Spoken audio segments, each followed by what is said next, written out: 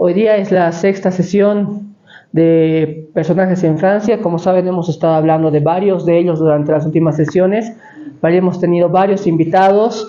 Y bueno, para mí es grato ser la persona que vaya a cerrar esta serie de eventos.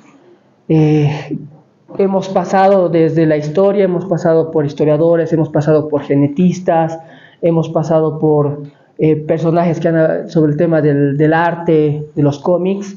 Y bueno, en esta oportunidad me gustaría y propuse hablar sobre este personaje, esta temática, sobre un hombre que considero ha marcado la historia de la humanidad.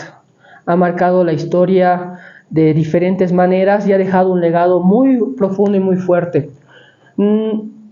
Y personalmente, como creo que hace rato escucharon de parte del doctor Mancilla, yo me considero un admirador de Napoleón Bonaparte, de sus logros y de todo lo que conquistó, que sinceramente, viniendo desde tan abajo, en un tiempo récord llega incluso a coronarse como emperador de Francia. Pero también tenemos que entender a este personaje no solamente como un héroe, porque como cualquier ser humano tiene sus luces, tiene sus sombras, pero considero de que en el último tiempo y en la época actual, especialmente en el mundo anglosajón, en el mundo hispanohablante, no así en el mundo francófono, se han cometido muchos errores respecto a lo que significaba Napoleón, quién fue él, y en buena medida esto fue por el tema de la propaganda, ¿no? En el mundo de la política, en el mundo de la geopolítica, en el mundo de los poderes, la narrativa es muy, muy importante. Es quién es el bueno, quién es el malo, y es algo que estamos viviendo incluso actualmente, ¿no? Con los conflictos en Medio Oriente, con la guerra Rusia-Ucrania. Si nosotros vamos a las diferentes páginas, ya sean, por ejemplo, en el ejemplo de Rusia y Ucrania, y buscamos páginas pro-rusas, pro-ucranianas, ambos manejan diferentes relatos del mismo conflicto con el objetivo de posicionarse como los buenos. Y eso no es algo novedoso, es algo que ha sucedido durante mucho tiempo. El convencer al mundo de que tú estás en el lado correcto de la historia y de que tu causa es honorable o la correcta, no solamente repercute en cómo está el mundo, sino también repercute en cómo tu población se comporta frente a los conflictos, ¿no? Es en el sentido de que creo que Napoleón ha sido defenestrado en demasía y en sobremanera frente a lo que en realidad él era como persona, como personaje, como alguien que, insisto, marcó la historia. Así que hoy día lo que quiero hacer es que hagamos juntos una suerte de diálogo, una suerte de reflexión sobre quién fue este hombre, qué fue lo que dejó, y saquemos cada uno de nosotros las conclusiones correspondientes. Mi objetivo no es darles una clase magistral de esto es Napoleón y se queden con eso, sino picarles para que ustedes averigüen por su propia cuenta sobre este personaje y sobre muchos otros que marcaron el tema de la historia mundial. Para comenzar, yo pregunto, a ver, hace rato hablábamos de esta película que creo que no sé si varios la vieron, que fue protagonizado por Joaquín Phoenix. No sé quiénes la vieron, si pueden levantar la mano, quiénes vieron esta película, el doctor, Ale, Ronald, que personalmente me parece una película, como lo dije, desastrosa. Es a nivel histórico, a nivel de narrativa, es malísima. Y les voy a explicar por qué a medida que vaya avanzando la cuestión. Y no solamente por Napoleón, sino por otros hechos que, como decía el doctor, deberían haber, es imposible una vida tan que tuvo tantos conflictos, que tuvo tantos hechos históricos, resumirlo en 4 horas, es verdad, pero también se han obviado muchos otros momentos históricos que creo que eran importantes, que no solamente tenían que ver con Napoleón, sino tenían que ver también con el lugar donde sucedió y que, bueno, desde un punto de vista anglosajón, ya sea especialmente inglés, no era de mucha conveniencia darle mucha importancia, por así decirlo. Entonces, en primer lugar, esa película es un desastre y los que no la vieron, les ahorro 3 horas y media de su vida, no la vean, no pierdan su tiempo, es horrible. Por otro lado, otra de las razones por las que he decidido hablar de este personaje es que, como ustedes saben, actualmente tenemos cierto caballero que genera mucha, bueno, a mí al menos cierta urticaria, que es comparado con este hombre que sinceramente, como, y lo repito 1000 veces, me parece mucho halago para alguien tan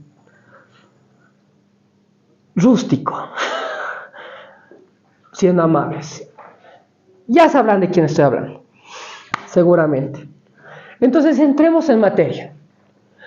Para esta exposición me he valido de muchos libros, libros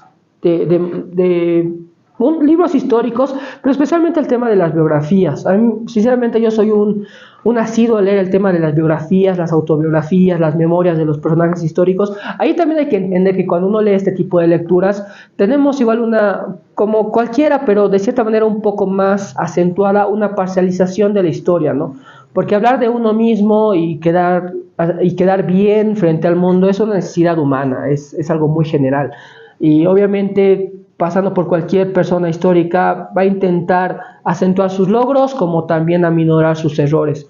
Pero uno de los libros que utilicé para esto fue las mismas memorias de Napoleón. Cuando Napoleón es exiliado a la isla de Elba, él escribe sus memorias con un objetivo. Y este es el primer párrafo que él escribe al iniciar sus memorias. No trato de escribir mis comentarios. Los acontecimientos de mi reinado son bastante conocidos y no necesito dar más pábulo a la curiosidad pública. Solo voy a referir lo sustancial de estos sucesos para manifestar mis principios y carácter, que pudieron ser desfigurados porque tengo empeño de aparecer a los ojos de mi hijo y a la posteridad tal cual he sido. De cierta manera, Napoleón ya sabía porque durante su reinado la propaganda inglesa fue muy duro contra él, sabía que esto se iba a mantener a lo largo de la historia.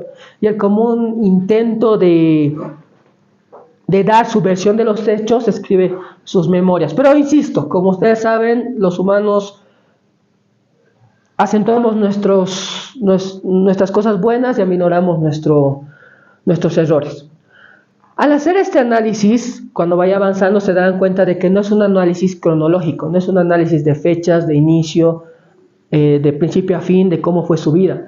Es un análisis sobre el carácter del hombre, quién fue en sus diferentes facetas y cómo llegó a ser lo que es o lo que fue, el impacto que dejó y qué cosas incluso siguen retumbando hasta el presente.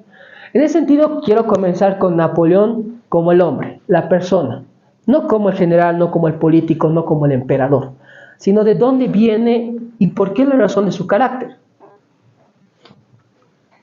Esta es una cita escrita por Ralph Waldo Emerson de su ensayo Napoleón o el hombre del mundo, y él comentaba: entre los personajes eminentes del siglo XIX, Bonaparte es con mucho el mejor conocido y el más poderoso, y debe su predominancia a la fidelidad con que expresaba él todo su pensamiento. Que expresa el todo del pensamiento y de la creencia, las aspiraciones de las muchedumbres de hombres activos y cultivados. Con su dominadora personalidad comprendía que aquellas cosas que su presencia inspiraba eran tan suyas como si él las hubiera dicho y que él al adoptarlas les daba su propia importancia. Napoleón era conocido por tenía muchas cualidades muy interesantes, comenzando por su excelente memoria, su capacidad de estudio, y era un hombre muy bueno para las matemáticas. Este hombre nace el 15 de agosto de 1769 en Ajaccio, Córcega. Ahí, por ejemplo, detalle importante, en la película de Napoleón le erran a su fecha de nacimiento. Y tiene una razón política, porque algunos sitúan el nacimiento de Napoleón 2 años antes de lo que se menciona, de lo que los historiadores y la mayoría de los historiadores están de acuerdo de que esta es su verdadera fecha de nacimiento. ¿Por qué? Porque un año antes de esta fecha, Córcega pasa a pertenecer a Francia. ¿Eso qué quiere decir? Que antes de eso pertenecía a Italia. Entonces, como una manera de defenestrar y decir Napoleón originalmente no era francés, utilizan esta otra fecha que es mencionada en la película. Al momento en la película, cuando él firma su acta de matrimonio con Josefina, ustedes escucharán otra fecha. Y es esa idea de que los ingleses intentaron apuntalar la idea de que Napoleón no nació en Francia, sino nació en la Córcega, cuando aún esta pertenecía si no me equivoco, a Palermo, que era uno de los reinos de Italia, porque en ese momento Italia no estaba unificada en un solo reino.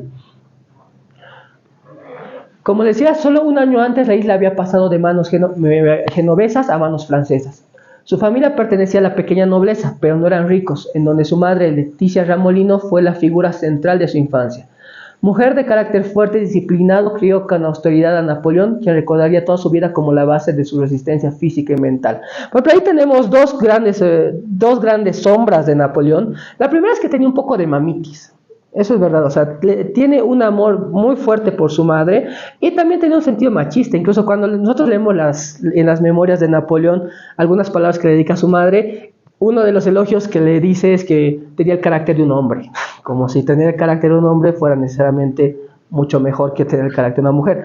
Pero eso sí, la influencia que fue su madre fue en buena medida lo que generó el carácter que le permitió a Napoleón ser quien era. Leticia crió a su familia en la necesidad, a pesar de que eran una familia de la nobleza, no contaban con grandes recursos y Córcega no era en ese momento, y bueno, no sé si lo es ahora, un lugar lleno de riquezas. Para los que no saben, Córcega es una pequeña isla que está al sur de Francia y esta es una de las razones por las que Napoleón tuvo problemas también a lo largo de su formación.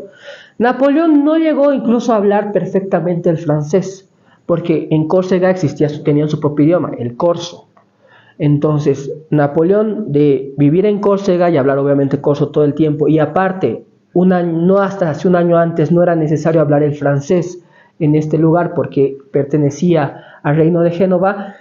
Cuando pasa a hacer sus estudios en Francia, a la Francia continental, tiene ciertos conflictos para adentrarse, para formar parte de lo que es la sociedad francesa, ¿no? De cierta manera era aún visto como un extranjero. Y eso que él fue a una edad muy temprana. Él a los 9 años tuvo un breve paso por el colegio de Autun, donde fue directamente a aprender francés.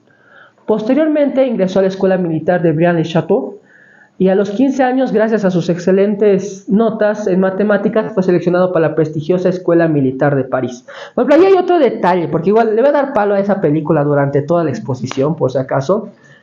Napoleón era general, o llegó a ser general, pero general de artillería. Por ejemplo, en la película hay una parte donde Napoleón se sube al caballo y lidera una carga de caballería, lo cual es totalmente falso. Obviamente Napoleón viajaba en caballo, pero nunca lideró una carga de caballería por el simple hecho de que él era artillero. Y esta fue una de las razones de su éxito. Él revolucionó la guerra de su época porque entendió el tema de la artillería y esto gracias a sus conocimientos en matemática para cambiar el juego en su momento. Él logró completar el plan de estudios de 2 años en solamente 1. A pesar de que apareció en las listas de 58 estudiantes en el número 46, hay que decirlo, él hizo en 1 año lo que normalmente nosotros lo hacían en 2 años. Y fue la primera persona de origen corso en graduarse de esta institución. Y este hombre era conocido por devorar libros. Uno de los grandes ejemplos de cuánto leía Napoleón es este libro del Príncipe de Maquiavelo. Hay una versión, y se la recomiendo porque me parece muy interesante. Como ustedes saben, Maquiavelo y el Príncipe es un libro que actualmente se le tiene mucho aprecio en el sentido de cómo entender el poder y la Realpolitik. Se lo considera el inicio de la Realpolitik. Pero cuando nosotros leemos la versión comentada por Napoleón, que no es una versión que él haya decidido publicar, lo demás, la historia cuenta de que él bajándose de su carruaje, se le cae el libro y alguien lo encuentra.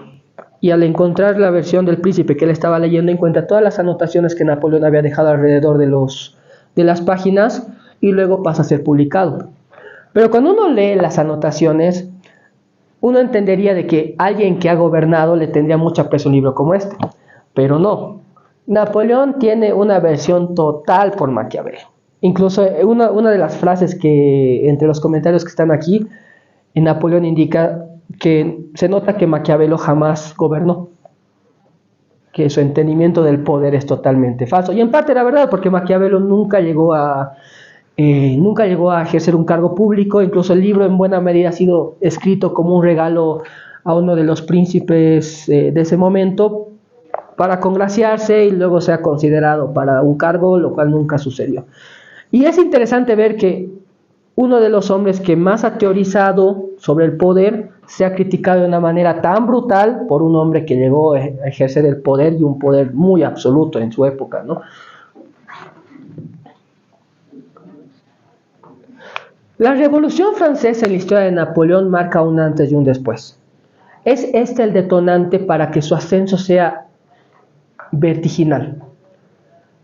Cuando estalla la revolución en 1789, Napoleón era un joven oficial de 19 años. En ese momento, como ustedes saben, la revolución tenía como enemigo a la aristocracia francesa. En esa época, los oficiales eran aristócratas. Para que tú seas oficial de un ejército, ya sea en Francia, en Prusia o en cualquiera de los reinos del momento, tú tenías que venir de la alta nobleza del país, o al menos de la mediana nobleza. Lo cual, ¿qué generó? Generó de que, al ser esta la clase a la cual se estaba atacando durante la Revolución Francesa, muchos de estos oficiales salgan en retirada a buscar asilo en otros lugares, lo cual generó un vacío de poder dentro, un vacío en el mando militar en el ejército francés. Y Napoleón, al no ser parte de la alta aristocracia francesa, incluso venía de la baja nobleza corsa, que se la consideraba prácticamente del vulgo, Napoleón no tuvo esa necesidad de escapar.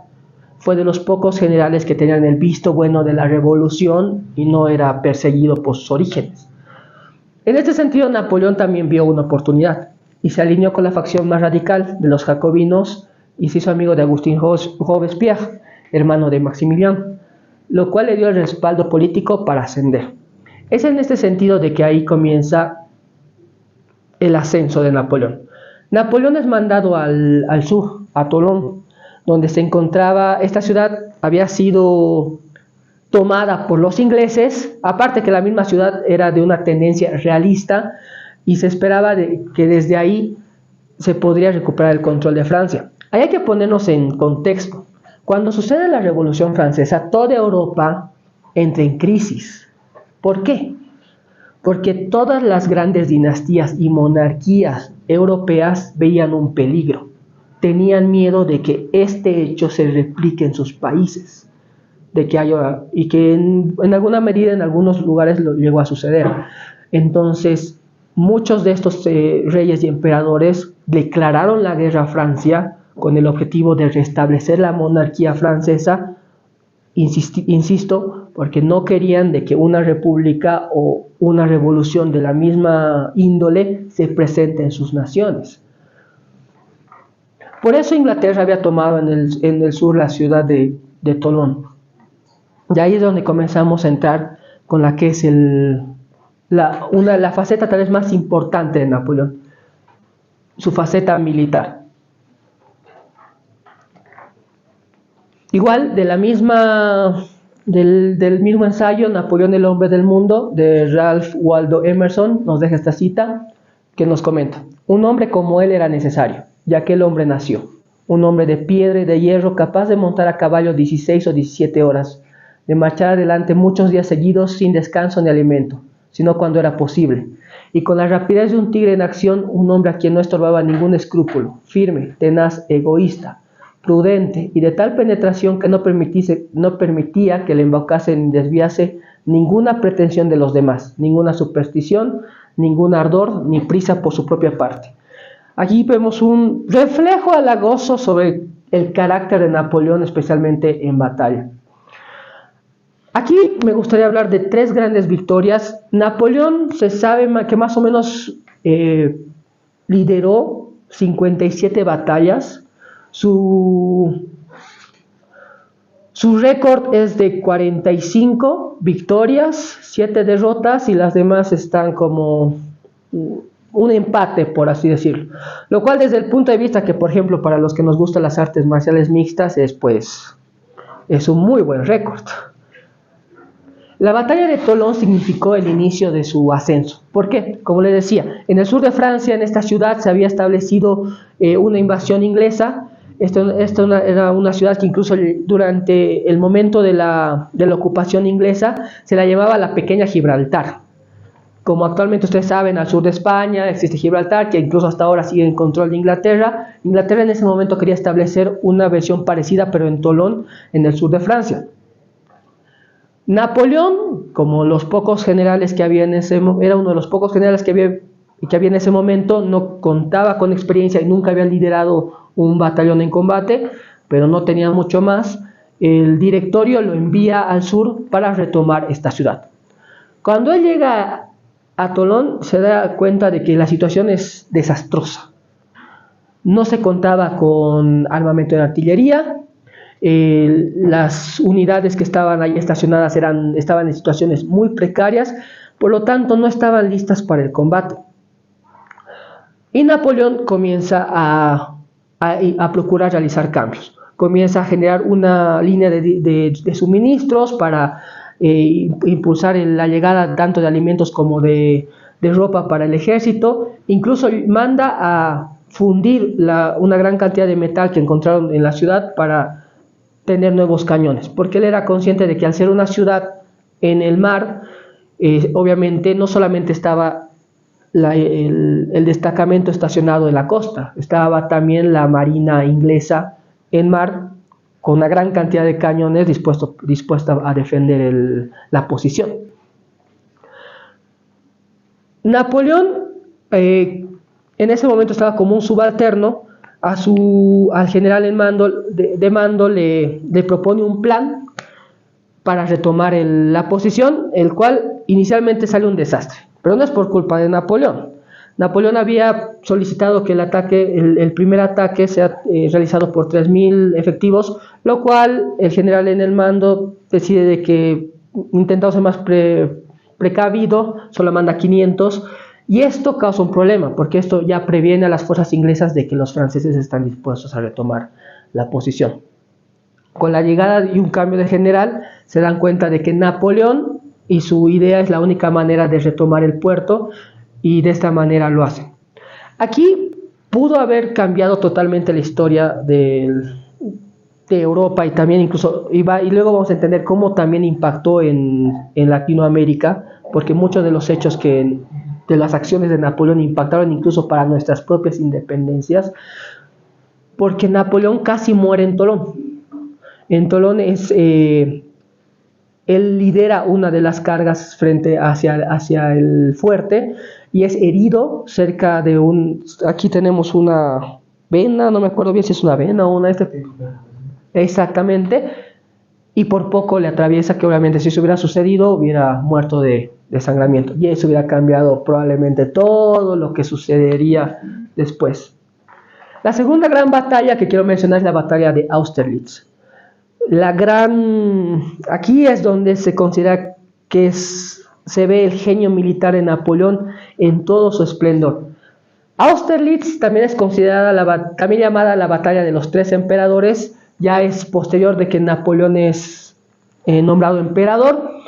En esta batalla se enfrenta al emperador de Austria, que si no me equivoco es Francisco II, si no me equivoco, y Alejandro I de Rusia, el nuevo zar.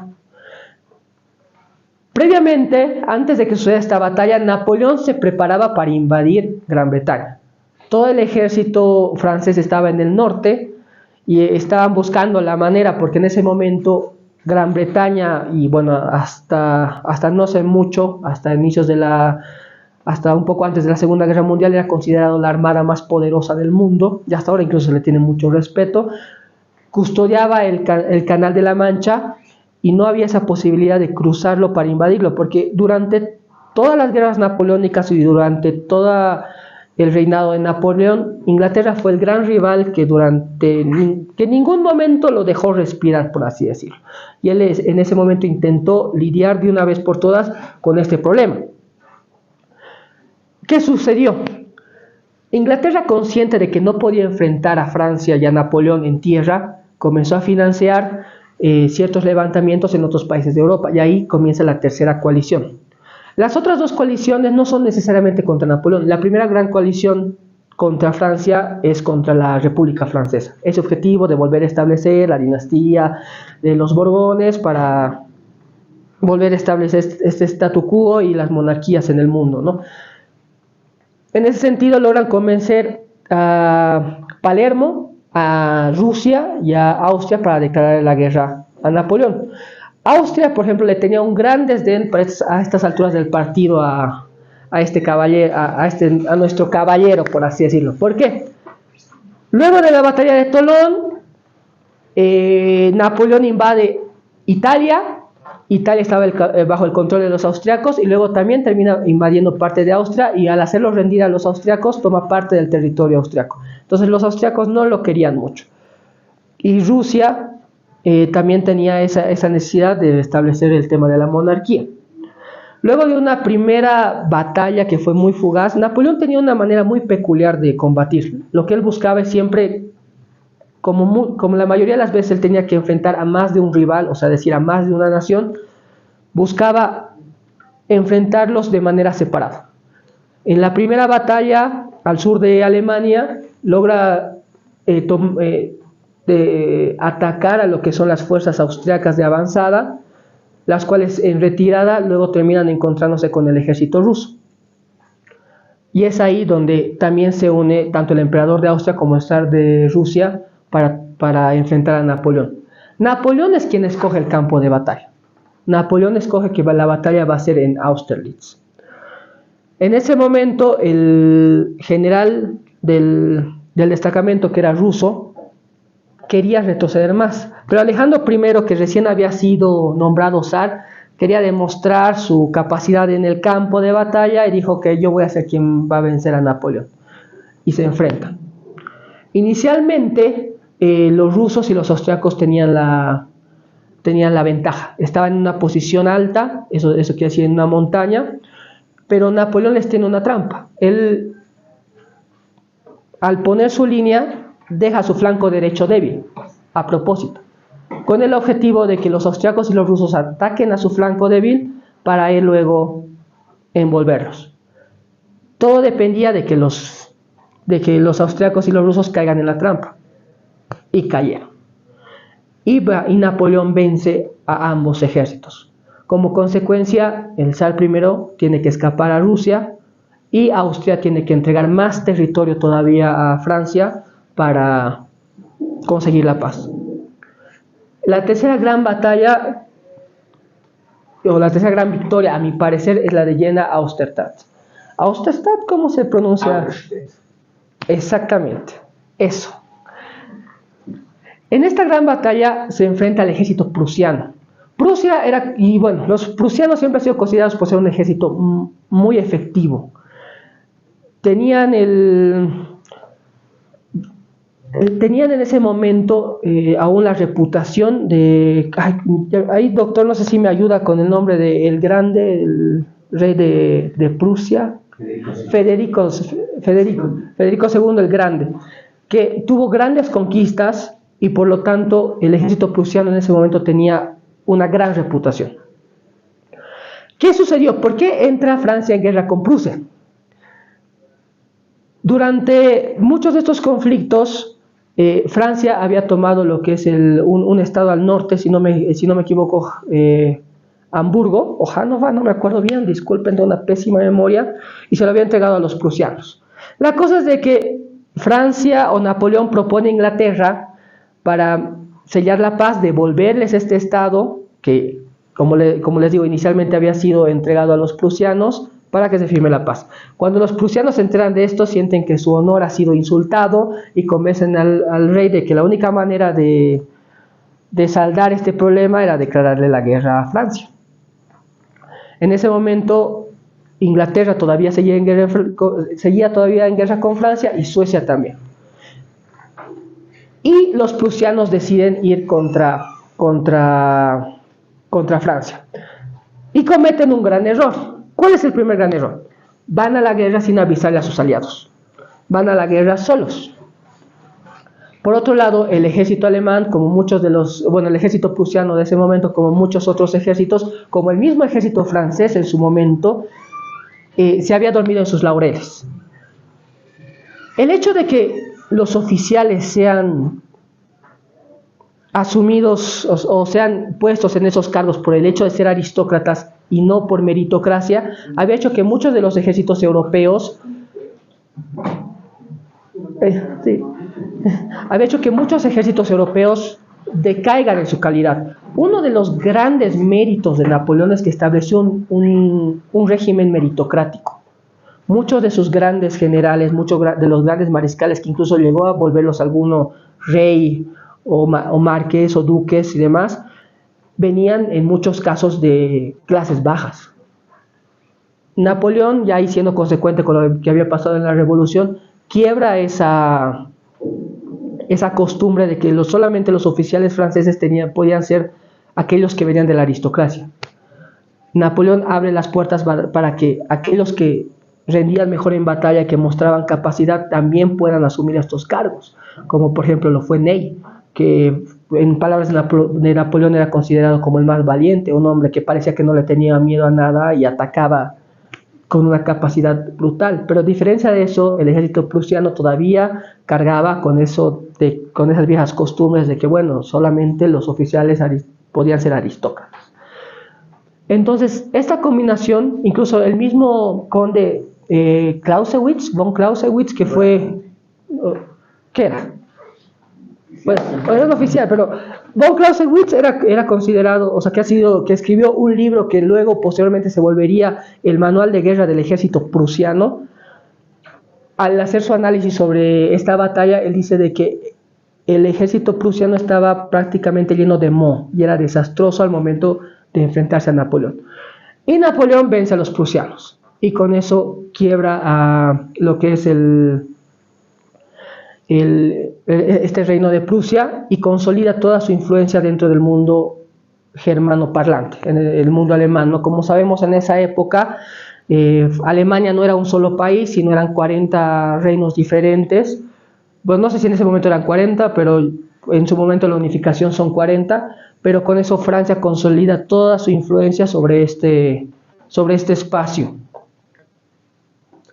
Pero también tenemos que hablar de las grandes derrotas de Napoleón. Y aquí me voy a otro punto, de por qué también se ha tergiversado, creo, tanto la historia, tanto en contra de Napoleón como en el hecho de otros hechos importantes que se deberían tomar en cuenta, darles mayor relevancia al momento de estudiar a este hombre. El primero es España. Cuando ustedes ven, por ejemplo, la película, volviendo a la película, les voy a volver a dar para esa película, nunca se menciona a España. Pero la mayoría de los grandes historiadores y estudiosos de Napoleón coinciden de que España fue el lugar donde comienza la caída de Napoleón. ¿Por qué? Y también incluso eso va a repercutir en las guerras de independencia en Latinoamérica. Por ejemplo, hay una idea muy falsa de que pensamos de que antes de 1825 o mucho antes de eso, todo este espacio territorial que conocemos como Latinoamérica quería la independencia. O sea, desde México hasta la Patagonia todos estábamos con la idea de queremos ser independientes del rey. Y eso es mentira. En realidad eso fue un cambio ideológico muy rápido entre los 5 años antes del primer grito libertario y un espacio que ahí se comenzó a formular esa cuestión. ¿Pero por qué? ¿Por qué Napoleón tiene problemas en España? Hay que comenzar por el hecho de que España era aliado de Napoleón. Luego de que Napoleón consolida su poder en Europa, genera lo que ahora diríamos un embargo frente a Inglaterra. Prohíbe a toda la Europa continental comercial con Gran Bretaña para así ahogarla. Pero hay un reino que no le hace caso, que es el reino de Portugal. Portugal, que era un aliado histórico de Gran Bretaña, seguía manteniendo los lazos comerciales y obviamente estando Portugal en la Europa continental, muchas mercancías se filtraban por ahí a través del contrabando del resto de Europa. Entonces Napoleón, para consolidar este embargo, decide invadir Portugal. Y para pasar por Portugal, tiene que pasar por España. La Casa Borbónica, que en ese momento tenía un buen trato con Napoleón, acepta y le da vía libre para que las fuerzas y el ejército francés pase por sus tierras para invadir Portugal. Llegan, pasan, hay un montón de combates, los ingleses llegan en rescate de Portugal, no voy a entrar en muchos detalles sobre cómo fue la campaña. El problema fue que a su vuelta, cuando el ejército francés vuelve a Francia, comienza a tener muchos problemas. primero que Francia decide poner un destacamento permanente de unos 50.000 hombres en España, lo cual era considerado por los españoles como ya una última afrenta a su orgullo nacional, por así decirlo. España había dejado de ser ese gran imperio donde no se ponía el sol. La casa borbónica estaba en una crisis brutal. Incluso se sabía que el rey de ese momento y su sucesor se odiaban mutuamente. Y el que se dice que en papeles gobernaba era Godoy, amante de la reina. Y entonces todos echaron la culpa a Godoy de que Francia esté tan presente en territorio español. Incluso hay una revuelta en la que casi lo linchan a Godoy. Y Napoleón exhorta al rey y a Godoy a escapar al sur de Francia para que estén a buen resguardo. Pero ¿cuál era el objetivo de Napoleón? Cuando el rey llega al sur de Francia, lo hace abdicar en favor de José, su hermano. Y el hermano de Napoleón se vuelve el rey de España. Y es algo que ya había hecho muchas veces en realidad Napoleón. Ahí también otra de las obras de Napoleón es que uno puso tanto a gente de confianza como a sus familiares en posiciones de reyes y demás para consolidar su influencia, o cazaba a algunos de sus generales para que ellos tomen ciertos mandos. Y bueno, ahí podemos hablar un poco de tráfico de influencias, ¿no? El tipo lo que en buena medida estaba queriendo lograr era consolidar su poder, controlando la mayor cantidad de monarquías, y eso fue lo que intentó en España. Al suceder esto, obviamente los españoles se rebelaron contra el nuevo rey, y ahí también va mucho del conflicto de lo que pasaría posteriormente en Latinoamérica. El primer rechazo no fue contra el reino de España aquí, sino fue contra el hermano de Napoleón. Nos seguíamos considerando realistas, todavía nos considerábamos súbditos del rey, pero del verdadero rey de España, no del hermano de Napoleón. Eso es lo que comenzaría a ser el detonante que posteriormente culminaría en el hecho de que en el buscar nuestra independencia. Pero el primer problema y las primeras revueltas en este lado del mundo no fueron en contra de la monarquía, sino fue en contra de esa monarquía. Querían que vuelva el verdadero rey. Obviamente también en ese momento se consideraba que la Casa Real de España igual era un desastre, y bueno, yo creo que era de esa manera, y Napoleón buscó aprovechar esta cuestión. Pero posteriormente Napoleón aceptaría de que ahí fue donde cometió el gran error, porque ahí sufrió una gran cantidad de... El ejército español, para ser más conciso, el ejército español no tenía la preparación del ejército francés, y menos su experiencia. Pero los españoles comenzaron a pelear como en una guerra de guerrillas, lo cual generó un gran desgaste en lo que fueron las fuerzas francesas. En paralelo, mientras esto sucedía, Austria volvía a prepararse para atacar a Francia. E Inglaterra, que se había retirado, se preparaba también para volver a Francia continental, apoyando a los austriacos. Se habían abierto dos frentes nuevamente a los que Napoleón tenía que enfrentarse. Al momento de enterarse que Austria estaba volviendo a levantar las armas contra él, se retira de Francia dejando a uno de sus mariscales, y él se lleva a sus mejores hombres, pero lo cual generó muchos desastres en la campaña de España. Se puede decir que Napoleón logró vencer, entre comillas, esta campaña, pero el costo se podría denominar como una victoria pírrica. Fue demasiado alto y corroyó en demasía lo que fue el orden institucional que había logrado Francia, no solamente dentro de Francia, sino su influencia en el resto del mundo. La segunda gran derrota, a mi consideración, fue la de Rusia. Y no sé si aquí la podemos llamar derrota como tal. Alejandro I aprendió la lección. No es fácil vencer a Napoleón. Cuando Napoleón marcha hacia Rusia y llega incluso a Moscú, aquí, por ejemplo, hay otro error típico dentro de los en el mundo hispanoparlante, yo me incluyo, en el que yo creo que muchas veces algunos, desde la ignorancia, porque esto fue algo que yo también hice, comparan a Hitler con Napoleón, como antes de que Hitler conquistara toda Europa, el predecesor lógico normalmente era su comparación era con Napoleón. Por ejemplo, esa idea de que los franceses son buenos para levantar la banderita blanca, idea que viene después de la Segunda Guerra Mundial, si hubieran visto a esta Francia, pues no tendríamos para nada esa idea de un país que se rinde a la primera que le disparan un tiro. Y bueno, a diferencia de Hitler, Napoleón sí llega a Rusia. Y Rusia, como buenos rusos, utilizan a su gran general, el general Invierno. Por eso es que tal vez no se pueda considerar una derrota en batalla, porque no hubo una gran batalla cuando Napoleón avanza sobre Rusia. Los rusos en buena medida durante toda la campaña escapan de tener una confrontación con Napoleón. Lo que sí hay es que hay pequeñas escaramuzas y acoso constante al ejército francés, el cual era muy numeroso, de aproximadamente 100.000 personas, pero el objetivo era ese, desgastarlos, dañarlos tanto que el precio de sus conquistas sea demasiado alto, y en sí lo lograron. La cantidad de muertes por frío y por enfermedad fueron brutales, a tal punto que Napoleón tuvo que declinar su invasión y volver hacia Francia. Y bueno, la última gran batalla, y bueno, la gran derrota que culminó con todas las aspiraciones de Napoleón, que todos conocemos, la batalla de Waterloo.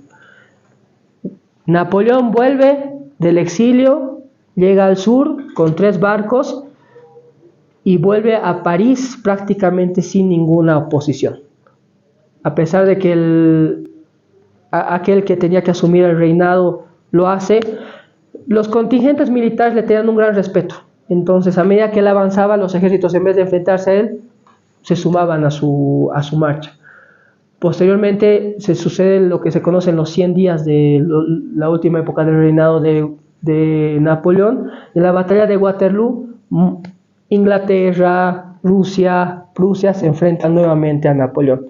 Incluso Waterloo parecía que iba a ser una victoria francesa. En último momento llegan refuerzos suficientes, o sea, se le da una gran importancia a la actuación del ejército británico, pero es el hecho de que faltando poco para que la derrota aliada se consolide, llegan refuerzos, que es lo que hace que Napoleón no pueda resistir y sus líneas no puedan consolidarse, y Napoleón es derrotado una vez más para ser exiliado por segunda vez y ya no volver más. Pero todas estas batallas nos dejan grandes lecciones de liderazgo que tenemos que considerar. Primero hay que entender cómo revolucionó Napoleón la guerra. Primero, Napoleón modificó el tema de los ejércitos.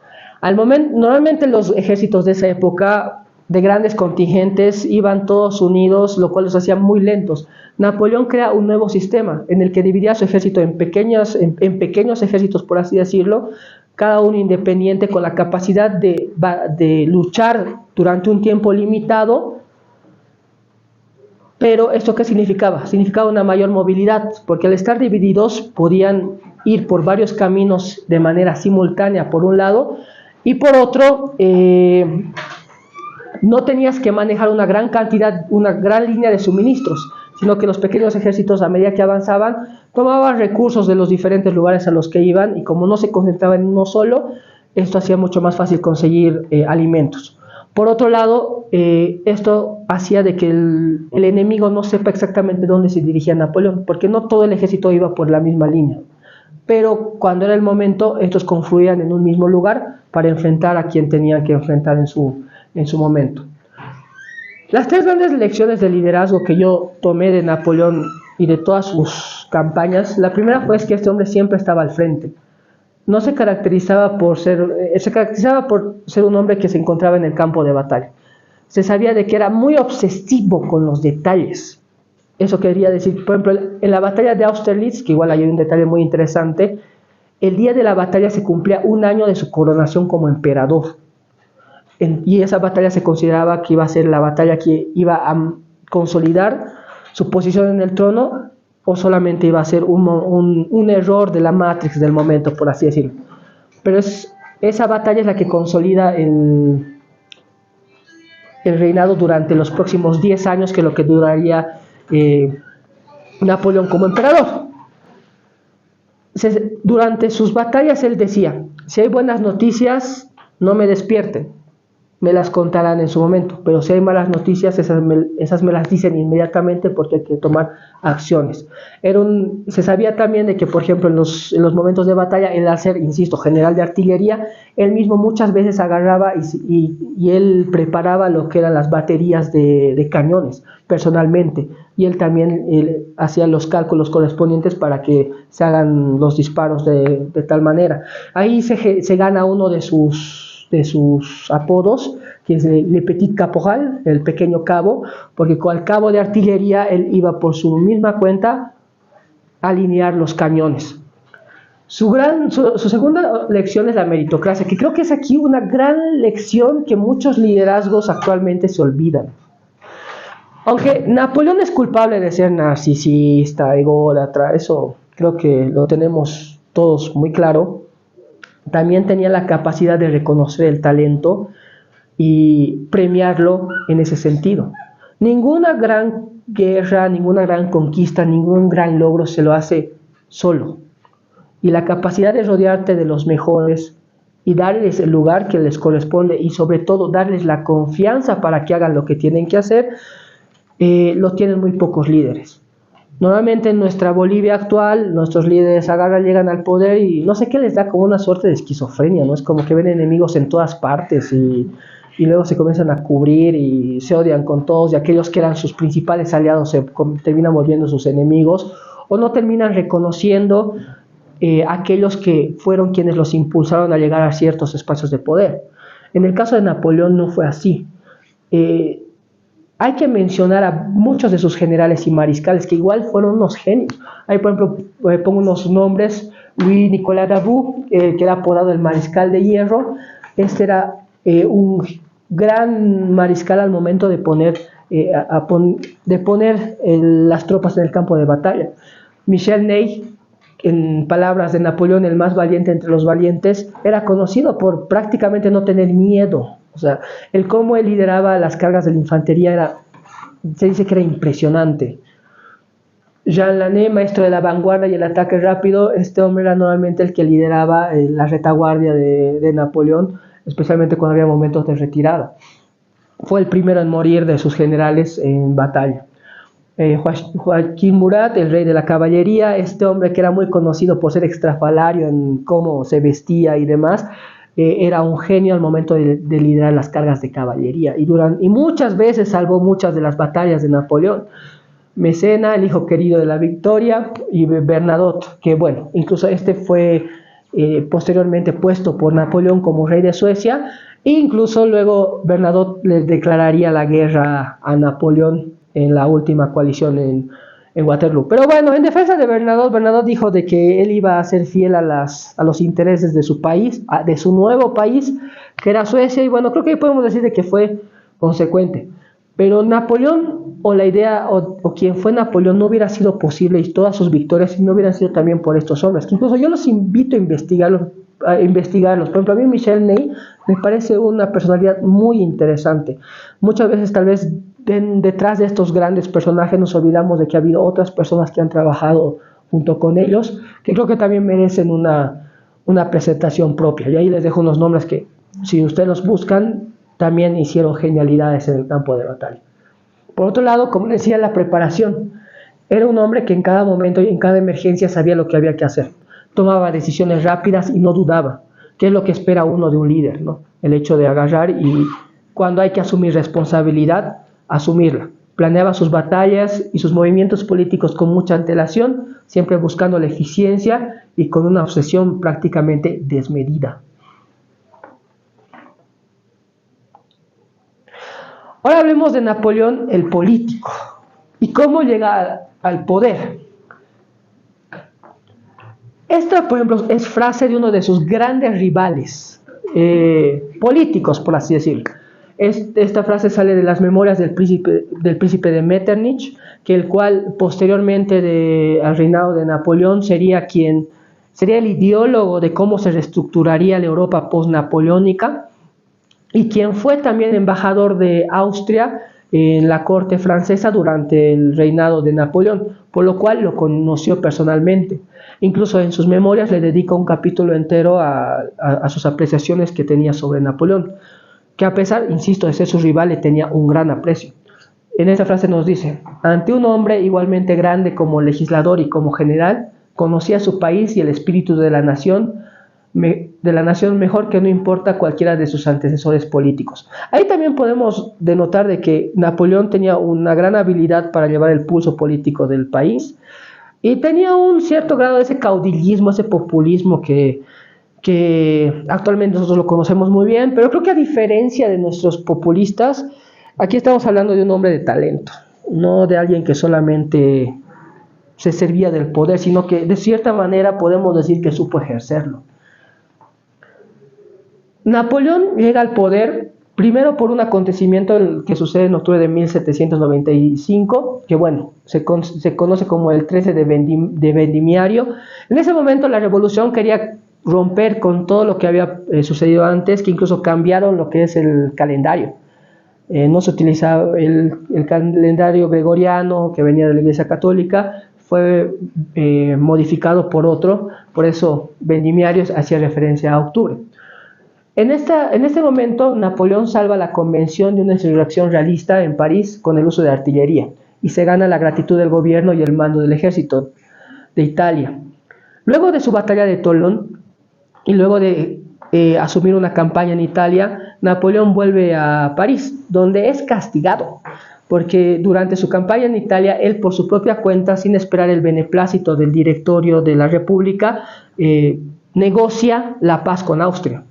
Entonces eso se considera cierto grado de traición y se le quita el mando. El problema es que cuando sucede esta insurrección, insisto, no había muchos generales preparados porque la mayoría eran de la aristocracia, entonces no eran fieles a la revolución. Napoleón era el único general en París que tenía capacidad de mando, entonces lo convocan para hacer frente a esta insurrección y, como decíamos, lo logra de manera exitosa.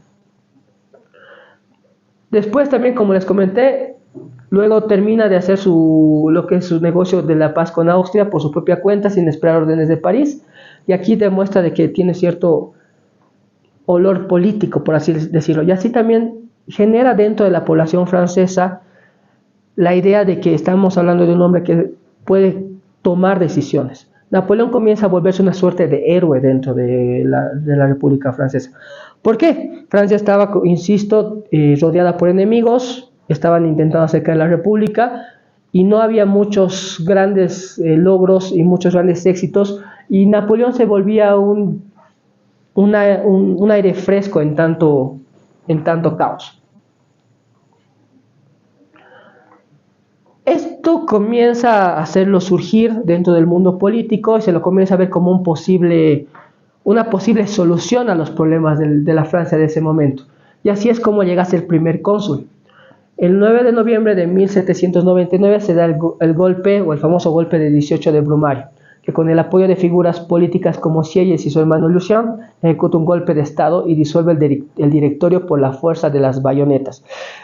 En realidad este hecho es muy interesante. Lucien, su hermano, en ese momento, por así decirlo, había dos cámaras en la República Francesa, la Cámara de los 500, que era una suerte, por así decirlo, de diputados, y luego estaba la Cámara de los antiguos, se le decía, que estaba compuesto por 50 personas de una edad avanzada y reconocidas por la sociedad, que funcionaba como la Cámara Alta. El hermano de Napoleón era el presidente de la Cámara de los 500 porque había sido escogido como diputado por Córcega. Obviamente, en buena medida, esto incluso se vio favorecido por la fama que su hermano estaba adquiriendo. Y aquí surge un personaje muy oscuro, pero muy interesante, que es Talleyrand, que es quien da el primer paso para una confabulación para hacer caer el directorio de ese momento.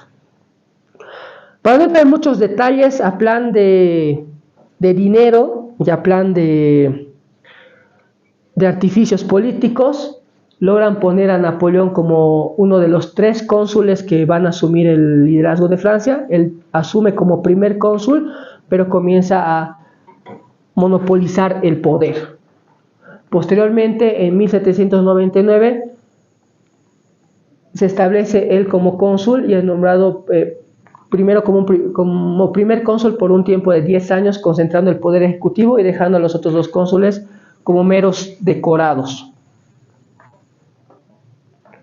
Y entramos aquí a la fase tal vez más atractiva de lo que fue Napoleón, su ejercicio como emperador. Ahí pensemos en este hombre, ¿no? Si nos ponemos a pensar que prácticamente en 20 años alguien salido de Córcega se vuelve emperador de Francia, un territorio que apenas había sido territorio francés desde su nacimiento. Durante un año pasa a ser la máxima autoridad de este país. Napoleón escribe en sus memorias sobre por qué asume el poder y su idea de por qué hizo lo que hizo y el simbolismo que tenía su poder de emperador. Era pues de necesidad que me hiciese yo el más fuerte, porque no solo tenía a mi cargo el gobierno de Francia, sino someterle al mundo, para que el mundo no la sometiese a ella. La idea de Napoleón al momento de librar todas las guerras napoleónicas, porque normalmente se le carga a él el peso de estas guerras por esa idea de que él era un gran conquistador y quería conquistar, es relativamente errónea. O sea, yo considero de que sí tuvo esta animadversión de esa ambición amplia que tenía él, pero también era el hecho de consolidar el poder, consolidar a Francia o proteger a Francia. En ese momento Francia estaba rodeada de enemigos y Napoleón llega a la conclusión: si no los vencemos nosotros, si nosotros no los sometemos a ellos, ellos nos van a someter a nosotros. Entonces, en buena medida, parte de la idea que él genera sobre el por qué hizo lo que hizo es el hecho de que él lo estaba haciendo por el bien de Francia y por consolidar el poder de la República, no solamente por el hecho de conquistar por conquistar. Cuando él sube al trono, él dice: así no subía yo al trono como un sucesor de las antiguas dinastías, puesto que no venía de la aristocracia antigua, para sentarme blandamente bajo el amparo de la costumbre y de los añejos prestigios, sino para fundar las instituciones que la nación deseaba, poner sus leyes de acuerdo con sus costumbres y hacerla independiente. Él consideraba que estaba generando una nueva tradición, que no venía de la vieja y desdeñada aristocracia francesa. En su camino a la corona de emperador, a partir de que él es primer cónsul, podemos mencionar 4 hechos significativos que fueron aquellos que lograron poner a Napoleón en ese sitial. El primero es que es elegido cónsul vitalicio. Tras la paz de Amiens y la mejora de la economía, Napoleón organiza un referéndum, en el cual por mayoría absoluta y por votación popular se lo pone como cónsul de por vida y tenga el derecho de elegir a su sucesor. Aunque mantenía el nombre de cónsul, esto ya nos dice un retorno a un sistema monárquico, ¿no? Si él ya tiene el poder absoluto de por vida y puede escoger quién va a ser el siguiente, ya estamos hablando de... En este caso no estaríamos hablando de una monarquía hereditaria, sino algo más parecido a lo que pasaba en Roma, que en la época de los emperadores, ¿no? De que ellos adoptaban a quien iba a ser su sucesor. En marzo de 1804, Napoleón ordena el arresto y la ejecución del duque de Enghien, el cual es acusado por complot para asesinarlo, y con eso deja en claro de que no iba a tolerar ningún movimiento realista, al menos no de la antigua realeza. En mayo de 1804, el Senado, que ya estaba totalmente controlado por él y su influencia, emite un decreto que le confía el gobierno de la República a un emperador hereditario y justifica de que un imperio era más fácil de derrocar que un consulado personal. Y ahí se genera la idea del imperio. En noviembre de 1804 somete la creación del imperio a votación popular. Los resultados fueron de más de 2.5 millones de favor en contra de 2.500 en contra. O sea, Francia estaba de acuerdo de que Napoleón sea su emperador. Y cuando se lo nombra emperador, tiene mucho simbolismo. El Papa viaja a París, porque obviamente hay esa idea, ¿no?, de que el emperador o el rey es un elegido de Dios y por eso nace en la cuna que nace y es su derecho divino porque Dios así lo quiso. Cuando el Papa viaja a París para coronarlo, Como una suerte de simbolismo, Napoleón le quita la corona y se la pone él mismo, rechazando cualquier influencia de la Iglesia Católica en su reinado.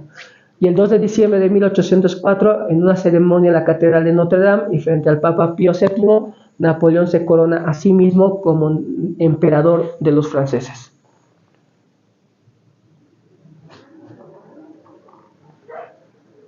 ¿Cuáles fueron los grandes aportes de Napoleón a lo que es Francia y posteriormente incluso repercutiría en los sistemas, especialmente en el boliviano, respecto a lo que fue la administración pública?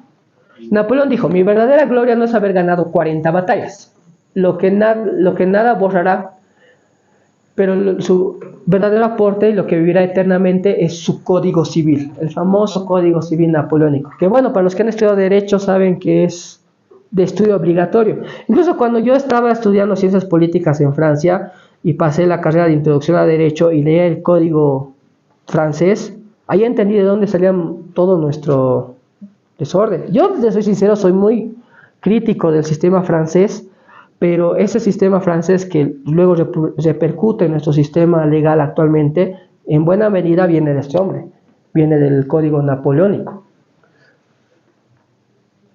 Este posiblemente es el documento jurídico más influyente de la historia moderna. Luego también vino sus reformas administrativas y su centralización. Napoleón es quien genera ese sistema actual francés. Francia es un país muy centralista. Cuando uno estudia cómo funciona Francia, es un país muy centralista. Y ese sistema es en buena medida ha sido replicado por nuestros países. En su momento, Napoleón convirtió a Francia en la nación más eficiente de Europa a nivel administrativo. En tercer lugar, creó un sistema de liceos, de escuelas secundarias estatales, para formar una élite técnica y militar bajo un sistema basado en la meritocracia, intentando y quebrando esa idea de que solamente la alta nobleza podía entrar a altos cargos y solamente ellos tienen el talento para ejercer el poder. El cuarto fue el que creó lo que es el franco germinal, introdujo una moneda estable basada en el oro y la plata que se mantuvo vigente por más de un año. Y bueno, creó la Legión de Honor, que hasta ahora sigue existiendo, que es el máximo galardón que da el gobierno francés, una orden para premiar el mérito civil y militar, eliminando las antiguas órdenes de caballería exclusivas para nobles. Como les decía, sigue siendo el máximo honor dentro del gobierno francés. Estas frases las van a encontrar en el prólogo de sus memorias y quiero enfatizar sobre lo que les comentaba. El hecho de que creo que Napoleón la historia no le hizo justicia a Napoleón como el líder que fue. Creo que la idea que tenemos de él es mucho más sucia de lo que en realidad fue. Y en buena medida esto fue consecuencia de la propaganda de esa época y que creo que hasta ahora se sigue repercutiendo, ¿no? Napoleón escribió sus memorias como quien libra su última batalla. Es esa batalla lo que estaba en juego era el recuerdo que había de quedar para la posteridad, tanto de su persona como de su legado. Hay que decir que a pesar de toda su confianza y de su esfuerzo, Napoleón ha salido perdedor, al menos hasta la fecha, de esa guerra de la memoria. Ante los ojos de la memoria, la responsabilidad de las guerras que asolaron Europa durante los primeros años del siglo XIX ha sido descargada solamente sobre sus hombros. Cuando les comento todas estas cuestiones, como se han dado cuenta, no he intentado hacer énfasis tanto sobre los hechos de una manera cronológica, sino para que hagamos un análisis de quién fue este hombre, por qué fue tan importante y qué lecciones podemos tomar de él. Igual también tenemos que tomar en cuenta las sombras de las que hemos hablado, ¿no? O sea, igual estamos hablando de un hombre medio mitómano, narcisista, ególatra, que hay que decirlo. Pero creo que, como él decía, la estrella que lo llevó hasta donde llegó es digna de admirar y digna de aprender. Por eso cuando a nuestro vicepresidente lo nombran de Napoleón, creo que, como decía una amiga esta mañana, creo que no tiene el talento de la suela del zapato que un hombre como él logró conquistar, porque en buena medida la parte fácil, y eso es algo que también nuestros políticos tienen que entender, y aquellos que aspiran al poder tienen que entender, la parte fácil es llegar al poder. Ganar la elección, aunque no parezca, es lo fácil. Lo verdaderamente difícil es mantenerse en el poder y dos, generar cambios que de verdad repercutan en el tiempo. Y para lograr eso se necesita talento. Llegar al poder a través de discursos, de falsas promesas y demás, que es algo que estamos muy acostumbrados en la época moderna, al menos en este país, cualquiera lo puede realizar, y el hecho de la clase política que nosotros tenemos es un claro ejemplo de ello. Pero el tener el talento para ser un hombre de Estado, eso es otra cuestión, y creo que Napoleón no solamente nos da una lección de cómo llegar al poder, sino también cómo ejercerlo y también cómo perderlo. Cuando también uno se pone en un pedestal demasiado alto y deja de ver sus propios errores y deja de ver sus propias falencias, porque al final también era humano. En ese sentido, esa es mi pequeña exposición de Napoleón. Muchas gracias por escucharme, y me gustaría escucharlos también a ustedes y qué piensan de este personaje, y no sé si tienen alguna pregunta o algún comentario.